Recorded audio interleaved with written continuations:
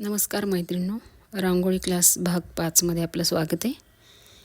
आणि आज आपण पाहणार आहोत फुलाचा पुढचा प्रकार आणि शेडिंग. तर नवीन प्रकारचं एक फूल काढायचं, या अगोदर आपण सराव केलेलाच आहे.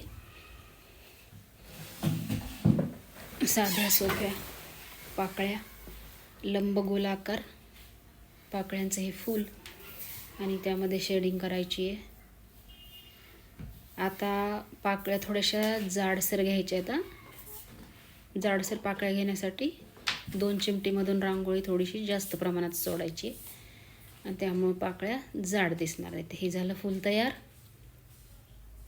फुलाच्या मधोमध बिंदुमय रेष काढून घ्यायची. सुरुवातीला एक डॉट द्यायचा आहे आणि तशीच रेष पुढे ओढायची आहे.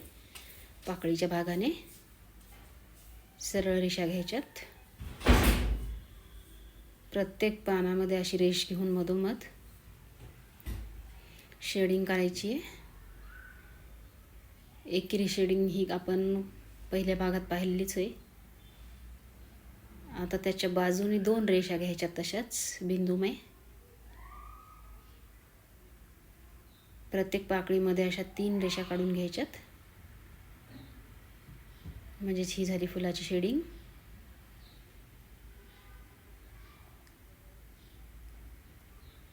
त्यानंतर प्रत्येक पाकळीच्या टोकावर एक एक डॉट द्यायचा आहे रांगोळीने.